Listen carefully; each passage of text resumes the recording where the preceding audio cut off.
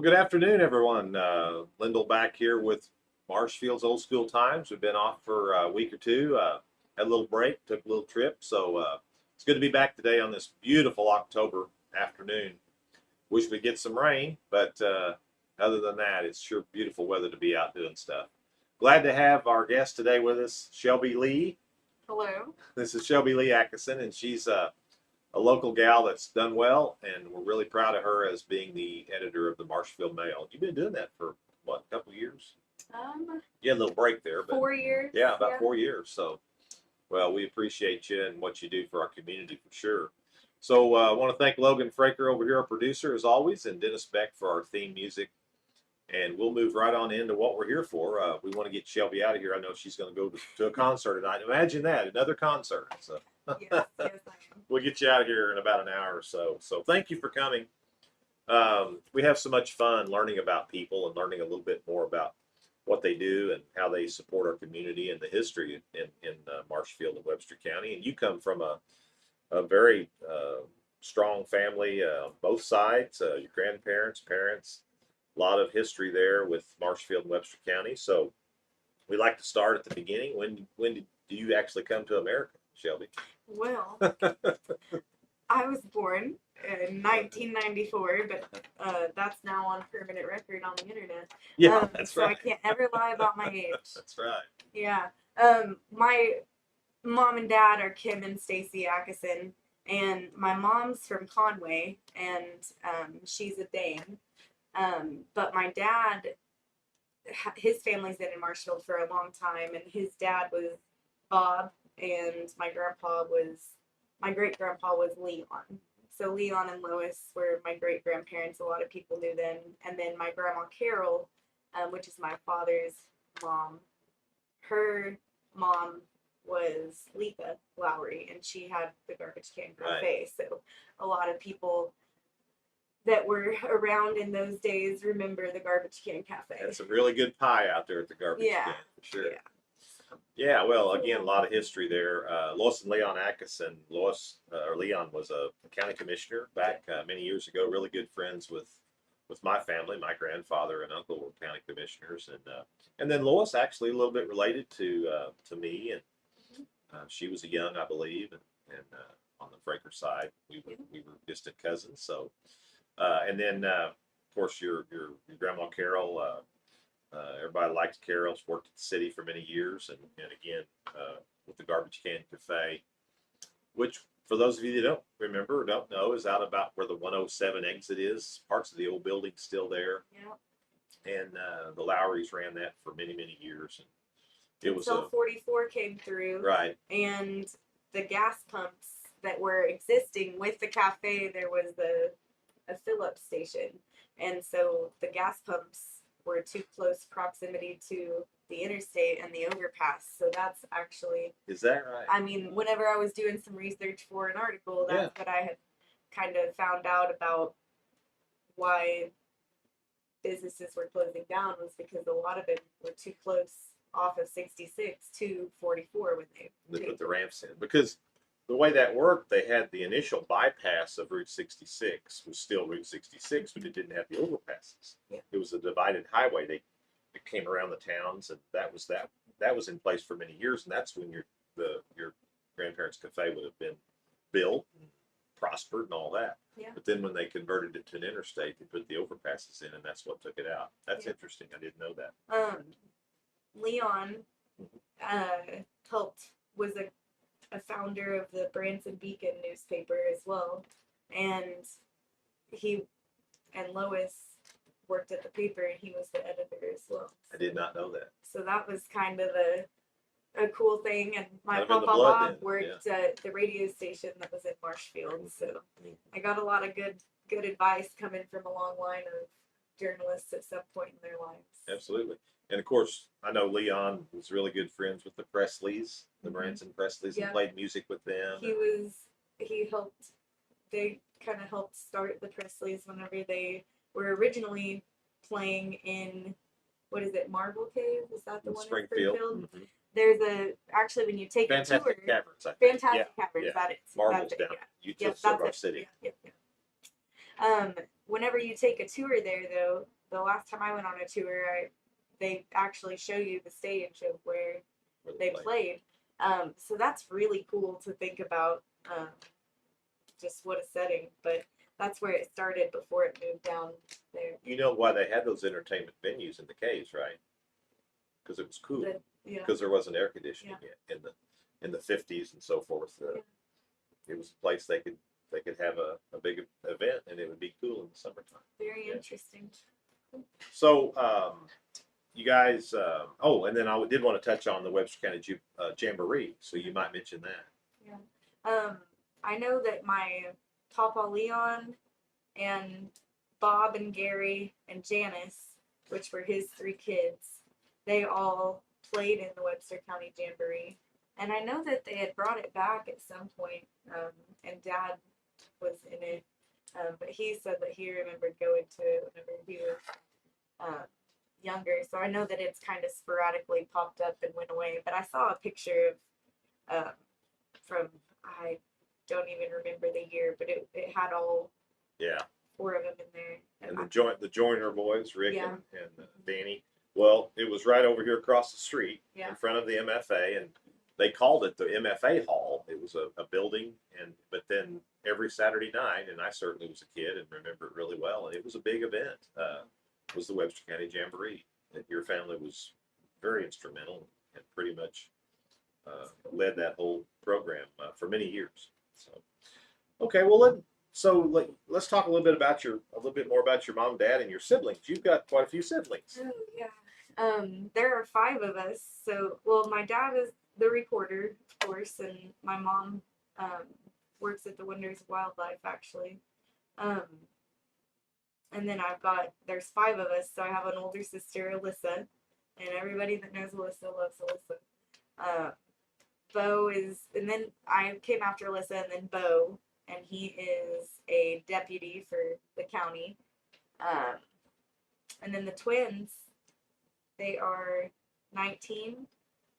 Reese is going to Drury, and Seth works, I believe, for a roast company right now. Yeah, worked out at roast. I see Seth. He's a good young man. Yeah, he's a hard worker. You bet.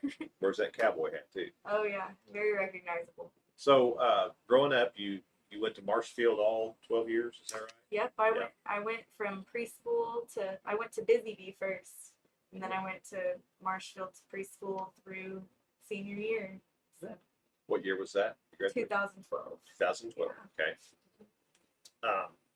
So tell us a little bit about growing up in Marshfield and friends. What did you do? What did your families? Did you take any vacations? Did you do anything fun?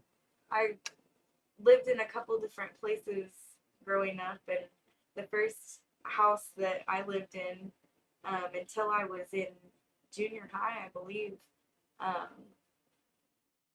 my Papa Leon built, and it was over on Bedford, and it was really fun because back then there wasn't a fence around the playground, and the existing early education center, it wasn't there. So the playground was quite literally just an extension of my backyard. So that's a key childhood memory. That was a fun time. But it was cool growing up in Marshfield. I know that a lot of people don't get to experience this these days, but I went to school with mostly the same people from preschool until graduation. And I think that I keep up with quite a few people from high school that are in all different walks of life. And I think it's just, I know a lot of people want to move away and stuff, but I think it's so special to have that community because a lot of people don't understand that community because they never got to experience it. And a lot of people didn't have the family upbringing and the extended families like you and I did, you know, and so they don't quite understand it because they just don't know. They had an important connection to their childhood and community and the closeness that we did have growing up.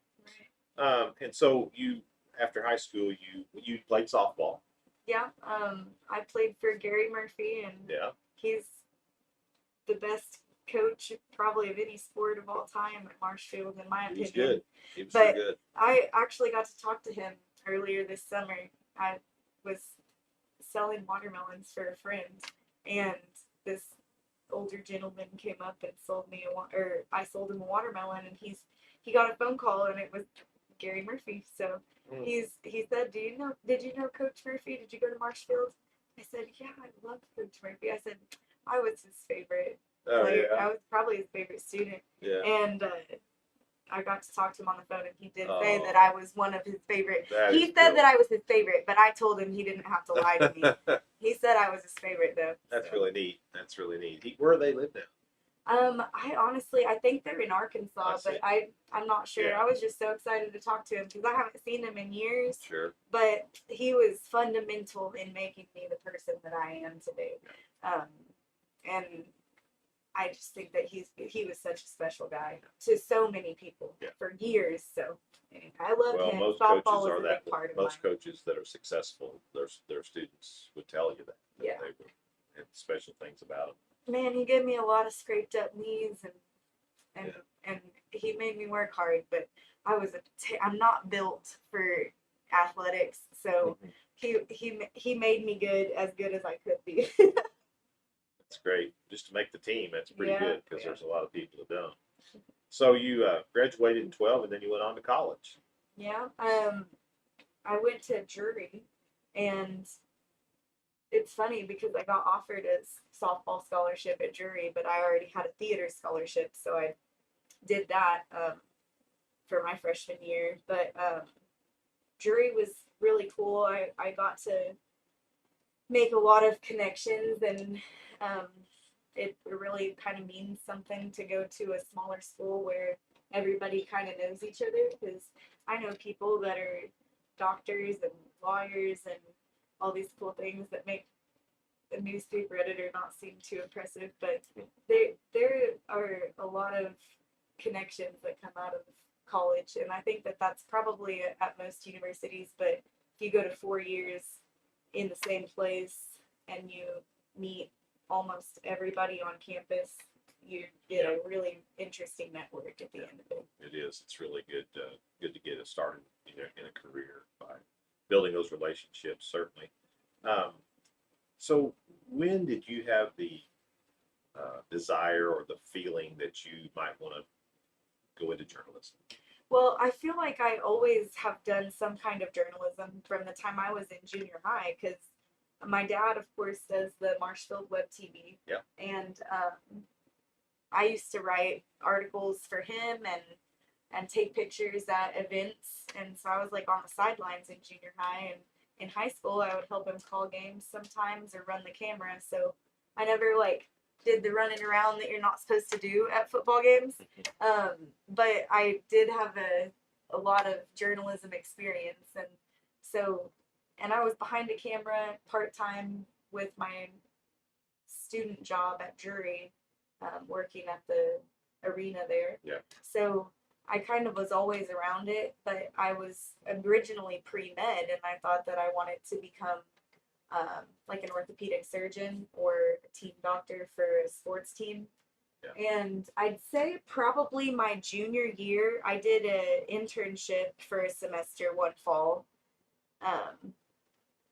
Or actually, I think it was my senior year. And I worked for the Evangel and Missouri State football teams doing athletic training stuff, and seeing what the team doctor did when they were there and things like that. And I just decided that wasn't for me, and I didn't think it wasn't what I thought it would be. So I very quickly changed to journalism because it was something that I knew that I enjoyed, and I didn't know that I would work for my hometown newspaper, but I had a passion for this storytelling aspect of it. Right. And when I was at jury, I wrote, produced, filmed, edited, did the interviews, and hosted a one-person sports show for the and that was it taught me a lot about different aspects of the media. And of course I worked at KTTS, so I worked in the radio after college.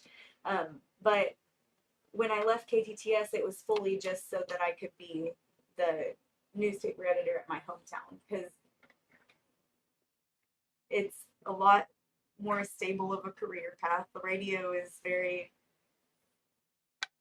ever changing. Yeah. So it's a lot more stable, I thought, and it's my hometown. So I would obviously, if anybody listened to KTTS when I was on KTTS, I liked to get as much Webster County stuff in there as I could. And so those were obviously my favorite things to write. And I thought, well, if I could do that full time and that be like the sole thing that I get to focus on, that would be ideal. And I lived in Marshfield, so I wouldn't have to drive to Springfield. Sure.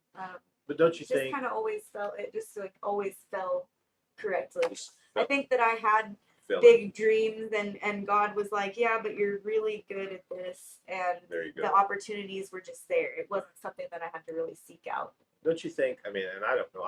I am not a journalist. I'm not a writer. I wish I was, but I think you do have to have that natural ability to be able to write. Now, I think I can do this. I can do an interview, or I can have a conversation and have the camera on or something, and I think I do fine. But there's just something about sitting down and writing a story in a quick way where it flows and it's interesting, you know. Or if I sit down to write even a letter, I got to think about it, and I may have to check. You know, I won't get the grammar just right. I got to make sure and check.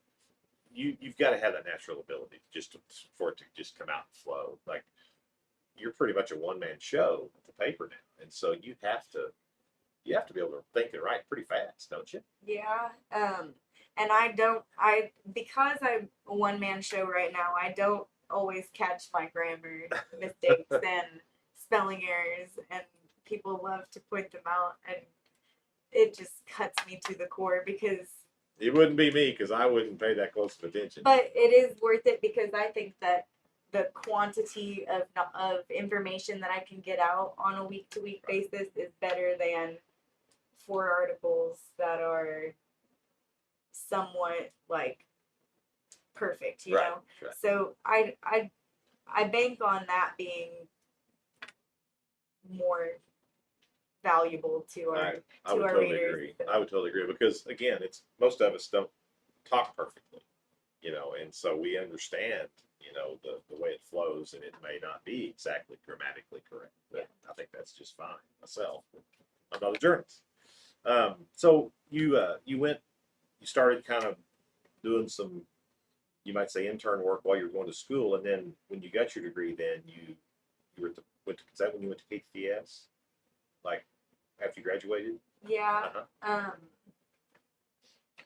I went to KTTS and worked under Don Luzader. Uh-huh. And if you want to learn the ins and outs of writing a news story quickly, He's work good. for Don Luzader at a radio station, because he can teach you everything that you need to know. And I believe he went to Jeff City or somewhere, didn't he? well, I'm not sure, but I'm pretty sure he went to Marshfield. Oh yeah, Marshfield. Yeah. Yes, that's right. So Yeah, he he's did. another Marshfield graduate that kind of cornered the market on radio news. That's right. Yeah. He was the most recognizable news person in the radio business in Southwest Missouri, I think. Yeah. But he works for a bigger conglomerate now or something. I think so. When I was in Jeff City, he was on a radio station up there too. Yeah. But maybe it's he's some kind of typecast. They play for different Yeah. places sometimes as well, but I'm not exactly sure. I think that he's just really good at teaching as well. So he shared a lot of knowledge. I'm sure that I don't live up to those standards all the time, but he is a great teacher. So I got a crash course quickly. So you were there for how long? About a year. And then Marshfield came up. Mm-hmm. So you moved in pretty quick. I worked, because radio jobs are part-time, so I worked at Wild Animal Safari as well. Oh, really? And it's really funny because, I mean, with those 2 jobs, that's so random, like working at basically a roadside zoo part-time, and then equal amount of time on air at a radio station. Those schedules are very demanding, and sometimes things pop up and you got to get from one to another quickly. Well, we had a particularly rainy spring, the year of COVID. I don't know if anyone remembers, but because we weren't outside that much, but the roadside zoo was open and it was one of the only things you could do. So we were busy and you could drive through your own car and see the animals. Um, but it was really rainy and it was like antelope or deer or something, some kind of huge antlered animal that had gotten stuck in one of the mud pit areas that was supposed to be a pond, but it was so thick and muddy. He was like in rut and like throwing stuff up on his back. And I had to help get this animal out of the mud. So understandably, I had rubber boots on and jeans and a wild animal safari shirt. And I've got mud and poop up to like my shoulders. And I never worked with animals or anything. They just needed help and I was available. Yeah. So,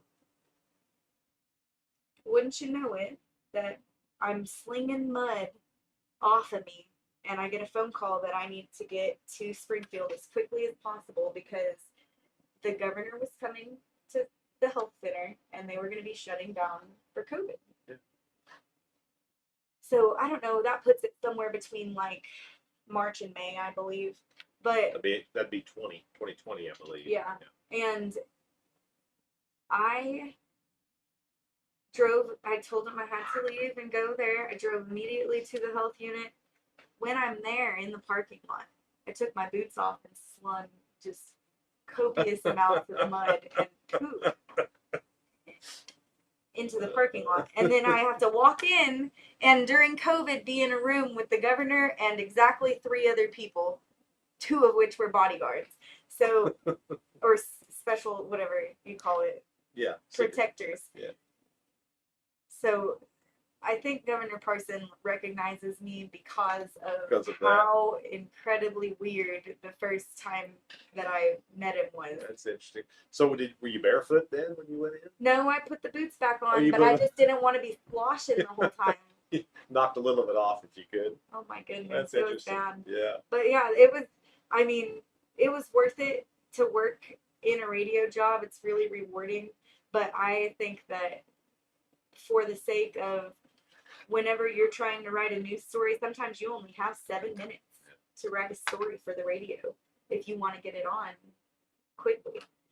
If you want to break the story. But in newspaper, you have 6 days in between each paper deadline, you know? Yeah. So it's not as fast paced. And there are times I know that people that follow us, the Marshfield Mail on social media, will see me put breaking news stories online before it prints in the paper. But that's just because I think it's important for people to hear the full story of what information is available instead of 4 sentences that some news passes at sometimes. So I just think that it's important for readers to have the full story instead of reading something that makes them more confused or makes them have questions. Yeah. When somebody reads something, all the questions should be answered. I appreciate that. I'm glad to hear you say that because there is a lot of that kind of a teaser story, and you click on it, and in some cases, clickbait. Yeah, and some of those clicks, you know, if it's the Springfield News Leader or the St. Louis Post, then you got to subscribe, and all you get is the headline or two. And I agree. That's good.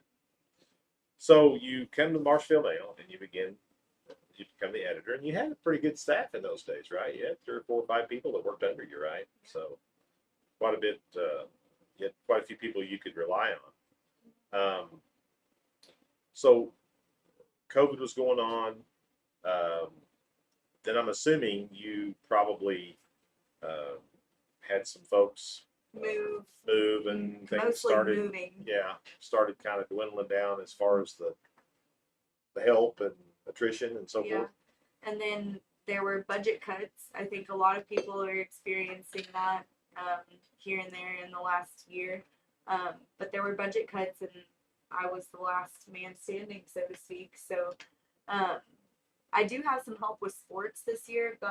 I make my dad write Marshfield articles for football since he's there. Yeah. And I have a stringer who writes stories, 1 story a week for me for football for Rogersville.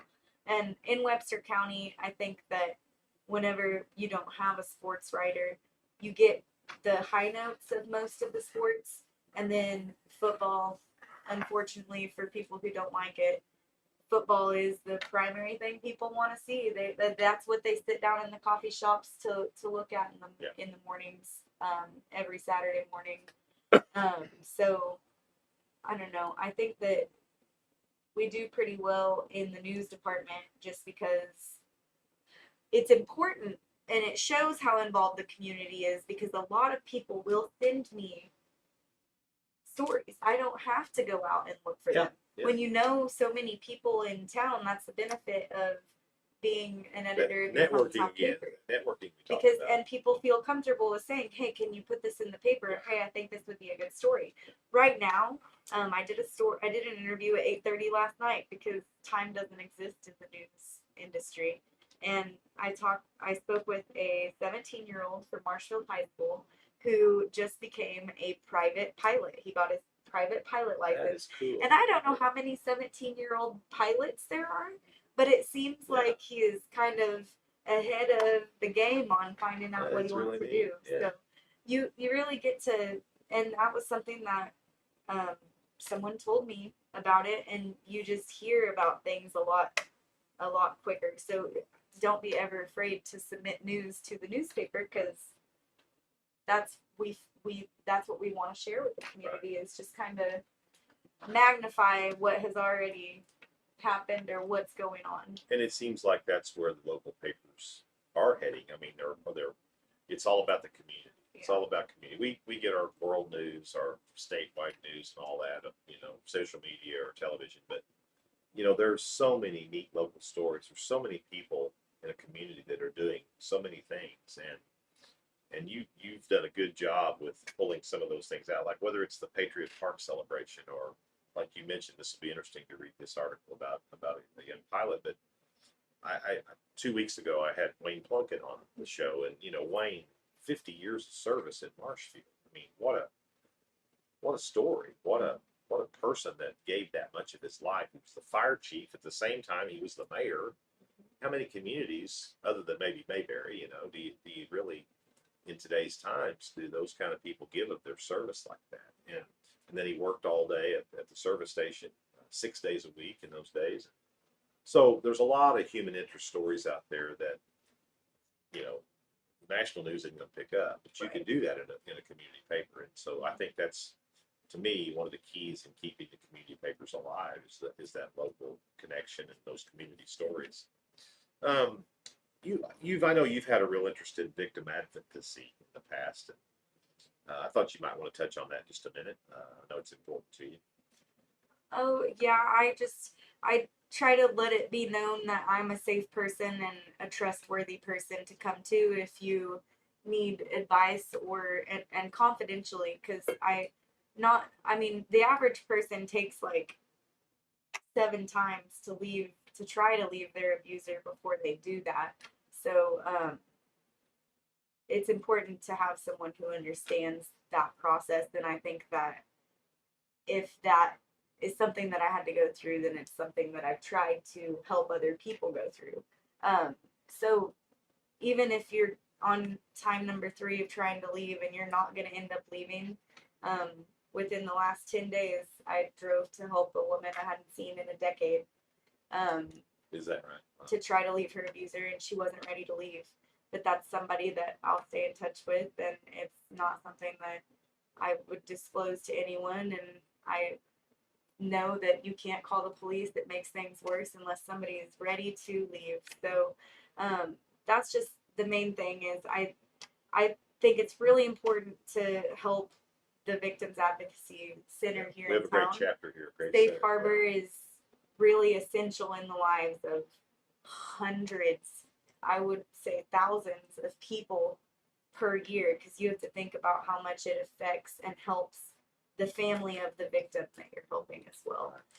And a lot of women have children, and that's a factor that plays into people not leaving like when they know they should.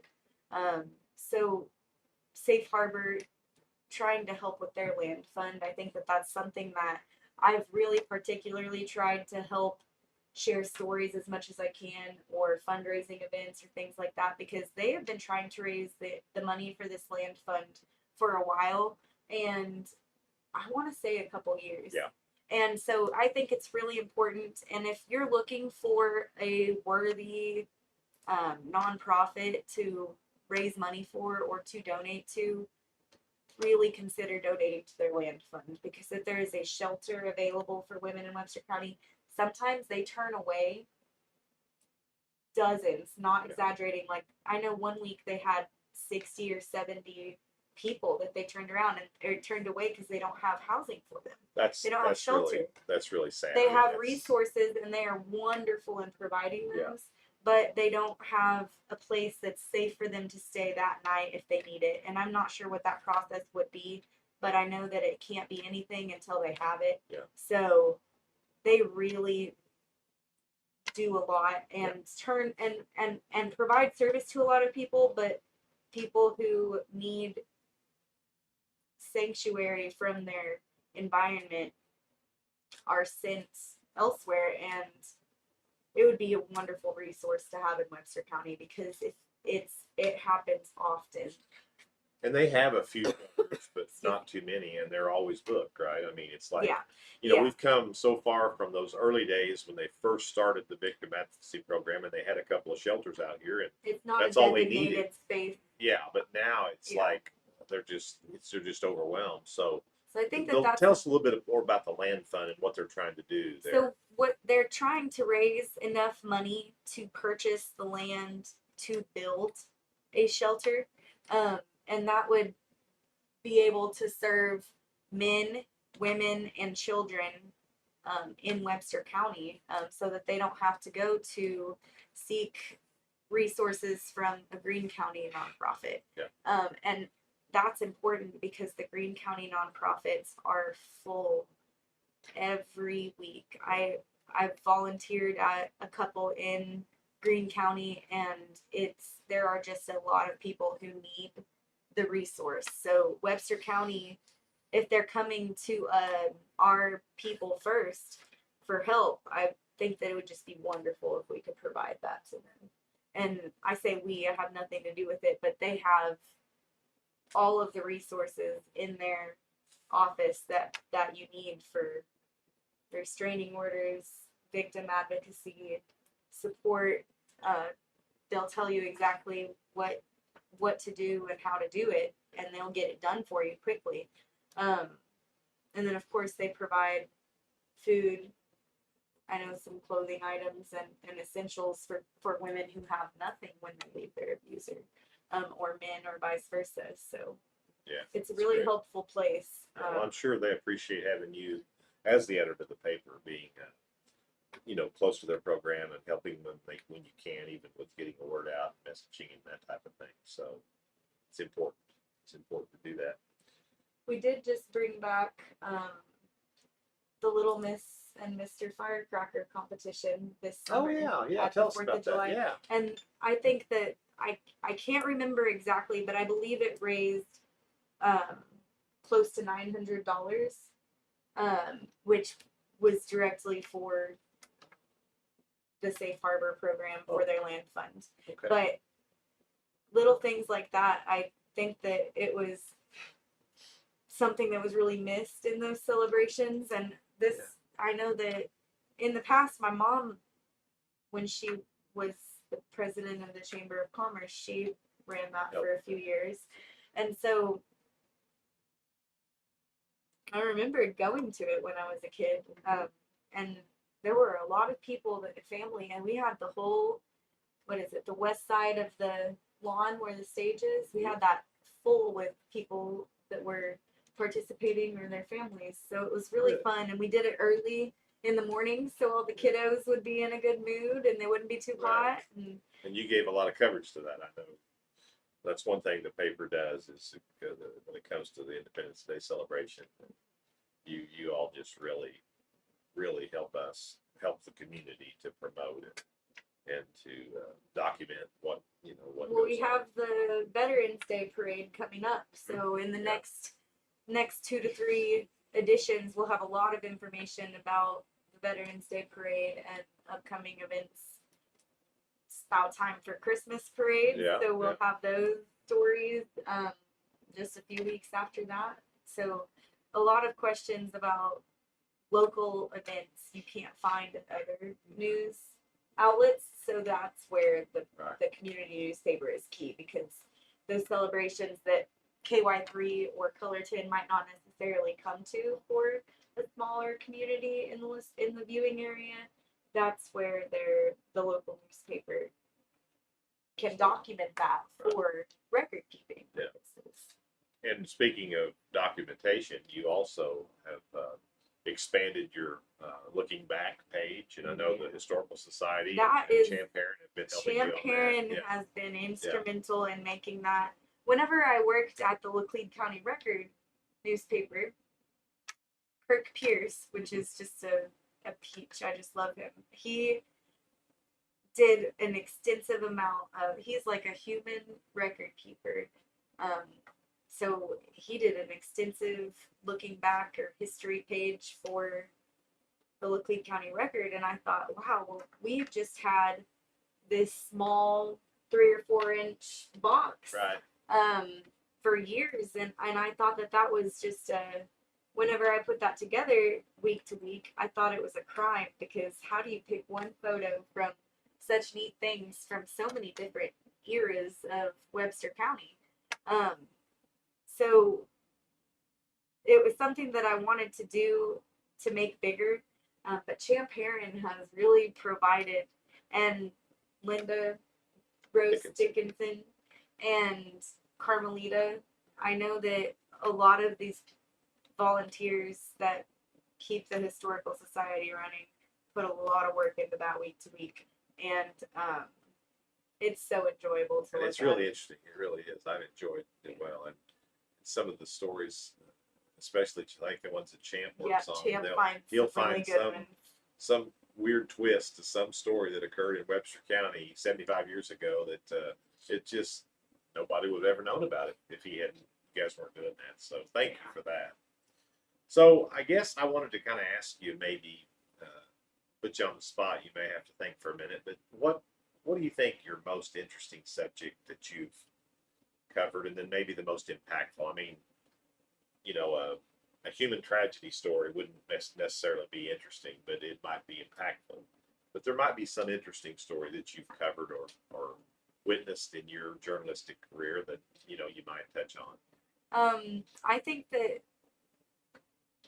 a couple stand out to me, and I'm not sure if either of them are gonna really answer your question, but some things that you just never think that you'd cover. When the propane plant exploded, Out here, the yeah, fire. yeah. That was interesting. I know at one point I was there to report on it. My brother's there as a deputy doing perimeter, and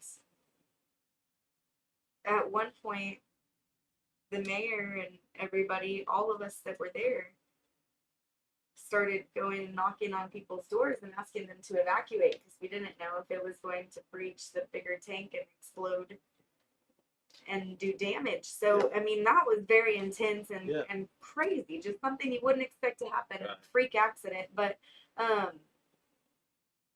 that's one that stands out. And it went pretty far and wide. I mean, I've had several stories that have went kind of nationwide, and that's interesting for people who say that the small town newspaper isn't relevant. Whenever I worked at the Laclede County Record, I didn't even work at the Marshfield Mail, but as a journalist, and I lived in Marshfield still, I was documenting the sign war and compiling that. That's what I thought you were getting ready to say, because it did go nationwide. Everywhere. Yeah. I mean, they had quoted me in People and Today Show and just all types of places. So that was really crazy, and that was fun. I thought that was such a just an innocent beginning, wasn't it? It was just an innocent beginning. And it embodied the community of a small town. So I just thought that was wonderful.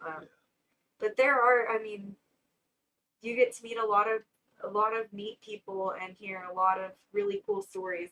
And something that I think about a lot is I couldn't stand the thought of listening to whiny men talk about their injuries that are not like you twisted your ankle, go run a lap, like stretch it out.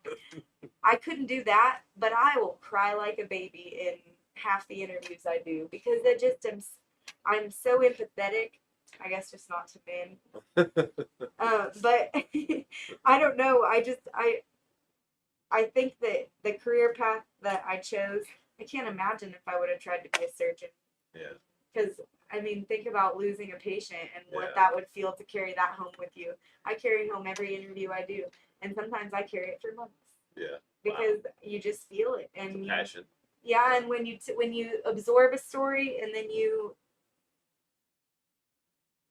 turn around and give that back to the community and amplify it, you feel it, Yeah. like you have to kind of understand it fully to Sure. Well, relay it. doesn't there have to be?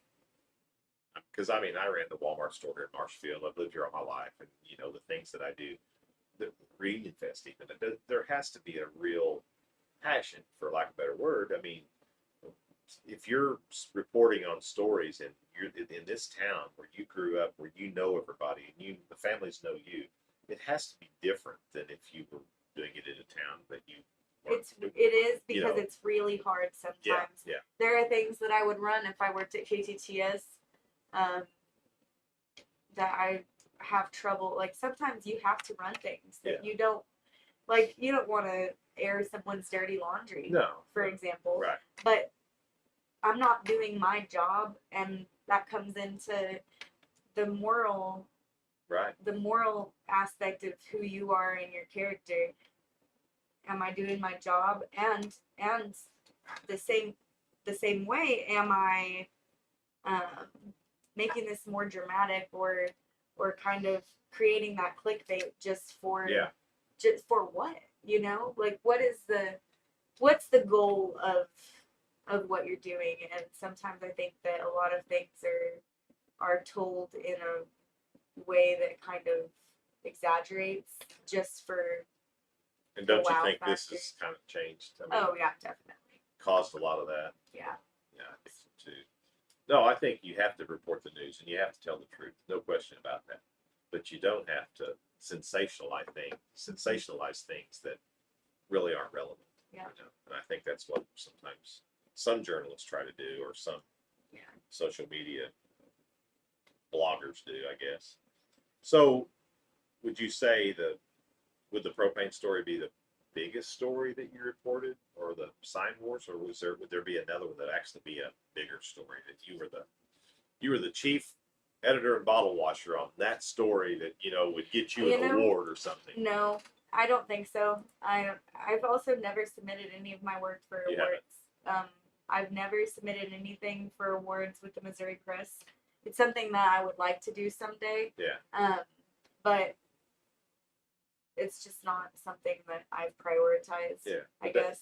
The day will come where story will come when you feel like, hey, this is a story that's. Well, I don't know. I think that has some very worthy front pages that could have done well, you know. I just don't think that I do it for the recognition. No, and I didn't really mean that. Yeah. Oh, yeah, no. But that hasn't been enough of a priority for me. Maybe someday it will. Maybe someday I'll have a full staff and I'll have all this free time. Some story that you did like a piece of art, a piece of artwork. That you did this, and it's your story, and it's the one that you'll be attached to, like Woodward and Bernstein's attached to Watergate story, or whatever. I don't know. I don't know if I dream that big. I mean, just in some of the small stories that I write, I get dozens of emails and phone calls. Yeah.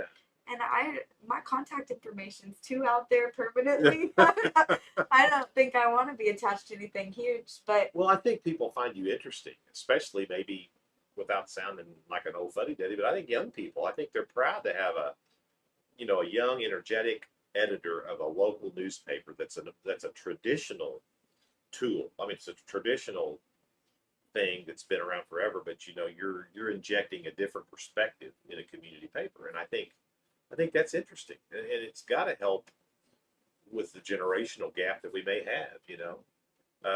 Another thing I wanted to touch upon, and this kind of gets in, that's kind of in the same realm. is the pop culture today. You know, it's obvious that you love to go to concerts, you know. So how many concerts have you attended? You have any idea? Seems like every weekend you're going to a concert on social media. I went to hundreds. I had counted whenever I was a freshman in college. I counted, and I'd been to a couple hundred. And that's not just individual bands. That's dates, events. You know, like where sometimes multiple people played. And so I don't really count, but I did count the last few years because I went to 75 concerts 70 in 2022. in And one then, year. and then I went to 76 in 2023. And this year I haven't counted, but I know that it's pretty up there. So you obviously that's your thing. That's what you like to do. Yeah. I don't know why. It's not like I had family that played live music every time that they got together. So I just always have really enjoyed live music, and it doesn't have to be someone super huge either. It's cool to see the mainstream people, but I like when Oliver Anthony blew up over a week, you know. I saw the third show he ever played in his life, and that was super cool. That article went really far. Yeah, that's right. As I far remember as that. viewership, Yeah. and he used some of the photos that I took for his stuff because he was so new. He didn't have professional photos on stage, that many options. And then you've got to meet Johnny Morris and collaborate with him. You know, some I know. Bass Pro is really good to local journalists. I know that they advertise with a lot of video, like news outlets and radio stations, but they also advertise with local newspapers, and that's really important. I know that one of the biggest things that I get asked for as the newspaper editor is more ads and coupons for stores. Really? And Johnny Morris will put those in there around the holiday time, which is great. But also just having us come cover events that are very newsworthy, because Johnny Morris is a wonderful businessman. He has done very well from such humble and small beginnings. That's what I love to explain to people when they show any kind of displeasure towards him, because that young boy that had an 8-foot by 8-foot area in his dad's shop turned it into purchasing his competitor. Yeah. That is crazy. It is crazy. It's it's very Sam Walton-ish. I Yeah. mean, you know, people maybe don't like Walmart today, but you have to admire Sam Walton and how he started it in the beginning, in the early years, you know. Yeah. And that's Throw kind of some the same way with waterfalls Johnny. and fish in Walmart, and I'll feel absolutely the same. No, but also what Johnny Morris does for conservation, that's where it gets me, because you know me, and you know that I'm kind of like a nature girl. Yeah. But I think that is so important, especially with technology, for children to understand why it's important to appreciate and nurture the nature around them, because if anything, leave it the same, but you should always leave it better than you found it. And that's one thing that I admire Johnny Morris about the most, is because he is a man who truly understands conservation, and the amount of resources financially and land wise that he's provided towards those efforts, I don't think can be matched by anyone. Not other than the state parks or something. Yeah. But, you know, along with that, we're very fortunate and spoiled. You know, your brothers and sisters and my sons can walk out on the back step and go fishing, and they can see deer, we can see turkey. Most of the kids don't have that opportunity. And so in order for them to even see a stuffed deer or a stuffed elk or a stuffed bear and touch it, I mean, it's just remarkable that he can provide that for, you know, for people to be able to do that, young people especially. There are just endless people that you could meet and make a relationship with, that well, you're in a good position. Really I mean, fortunate. you're in a good position because, like the other day when the governor came to town, you had the opportunity to be able to meet the governor, and do probably a small interview with him, and I mean, you do have those opportunities that others don't get to have. So that's kind of neat. That's really remarkable that you can do that. And anyway, along those cultural lines, I got to ask you this because you'd made a big deal on social media about going to see Chapel Roan, and Chapel Roan is a Willard native. She's a young lady that grew up in a traditional American Midwest family and went to church on Sundays and everything else. And she's become this mega phenomenon that not unlike Madonna and then maybe Lady Gaga and some others. What as a millennial, and she would be, I suppose, I guess she would probably be a Gen Z, but which is the next step. But give me your thoughts about that. What is the real connection with these young people with some? I think that first and foremost, her voice is so unmatched. She has naturally the ability to move between singing in a very high and airy and soft tone, like almost singing out of her head, to move to singing out of her chest and her stomach, so just seamlessly and in the same breath. So her voice is really up there with Adele. I think that it'll be up there. This is just the beginning of her career. This is her fun project, She still has decades of growth, hopefully, to where she will start diving into her art on her own terms. She has garnered the attention to have the creative freedom to do kind of even more what she wants, right? So when you look at Lady Gaga and you look at how she was in A Star Is Born, and she has a lot of really, obviously those like pop anthems and feel good anthems, she also has really meaningful, incredible songs. Yeah. So they're both really talented. Yeah. I mean, they have the natural ability, She has that ability to create an album that, I mean, I think that the album she has out now is really a cool project, and she keeps saying that who Chapel Roan is and who she is are different people. Like, it's a character, right? Yeah. So I think that she is bipolar, I believe is what she had said, and she struggles with mental health issues, and to be in different, to be living within yourself in two different ways, and then add on billions of people picking apart everything you say and do. I think that the relatability of that, of her not just pretending to be perfect all the time, that's part of it. The main thing is her voice. I really think I've been saying that I think she sounds like she has a lot of 80s like synth pop sound to her, which has been missed for a while, I think. And she's got such a strong voice. I would really think that she'll be up there with Aretha Franklin as far as memorability, because her voice is so good. Adele is the only other artist I could think of with that power. And she's just really authentic. She's certainly her own person, and she's. Yeah.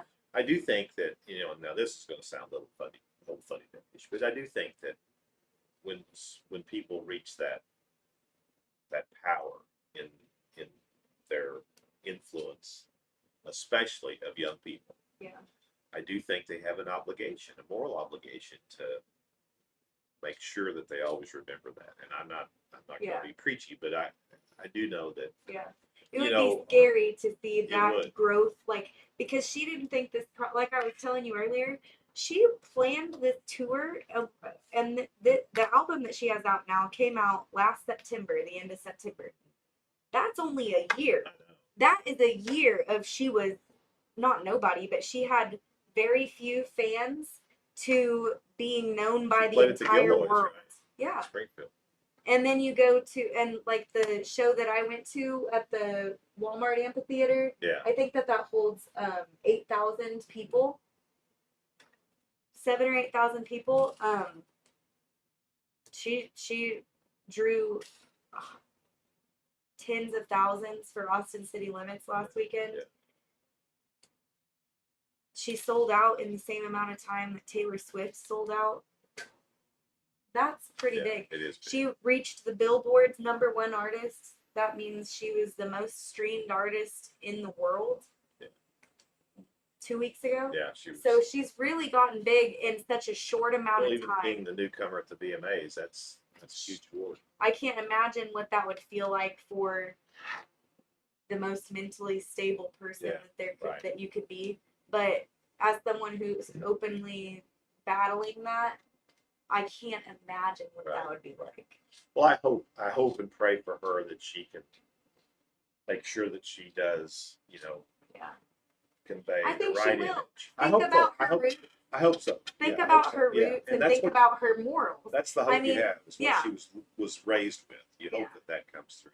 Yeah, I think that, just the way she treats people and stands up for people, I think that is there. Yeah. So I think that being from Willard and her, I guess, family in Webster County, she has a lot of the same morals as you and I. Right, raised the same similar way. Yeah. So I think that she'll probably have a very long and successful career, and I hope that she finds peace in it. Yeah, absolutely. That's what you want to see. Yeah. And help other people. I saw someone who had to be in their 70s, an older gentleman, at that Rogers, Arkansas show, and there was everything from children, toddlers, like children that love her music, to a 70-something-year-old man by himself. Yeah. That's incredible to reach that span of an audience. Yeah. So what's your next concert? Tonight, I'm going to leave here and go to Randy Houser and Justin Moore. In St. Louis, you said? Yeah. Cool. Well, that's awesome. It's already 2 o'clock. Yep. It goes by fast, doesn't it? It does. Well, we got it just in time. Yeah, so. We did. So, well, is there any other highlights that you'd like to talk about or mention before we hang it up? No, I think that. What's in the future? Read the Marshfield Mail. What's in the future? For me, personally, I really like where I'm at right now. I like working as the newspaper editor, so I think I'm sticking around for a little while. And you do have the owner, right? The paper's sold. I guess that's public, right? The paper's sold. There's a story online about that. But I think it's a new company with good resources, and I think it'll be exciting. So. Good. Well, we wish you the very best. I hope that the paper continues for another 100, however many years, and that it's really, really rewarding to have a local person. I'm all about local anyway, but having a local person in that position that understands our community, and you are so good. You've been good to us down here. We've opened a donut shop or whatever we've done, the arcade. You've always been really good to help give us coverage and promote what we're trying to do to help community. Reunion Fest, phenomenal help there. So keep up the good work. If there's anything you need from us, we're here, and we wish you the very best. Yeah, well, I appreciate it. Thank you for having me. And have fun at your concert. Oh, I will try. Have a safe trip. I will try. All right. We'll see you all hopefully next week. Let's see. Wait a minute. I may have a wedding reception next week. That's the 19th. So I may not see you, but I'll let you know midweek either way. And then we'll continue to do what we're doing, lining up future guests and talk about the history of Marshfield or what's going on in Marshfield today. So thanks again. Appreciate it. Thank you. Stick around here. All right.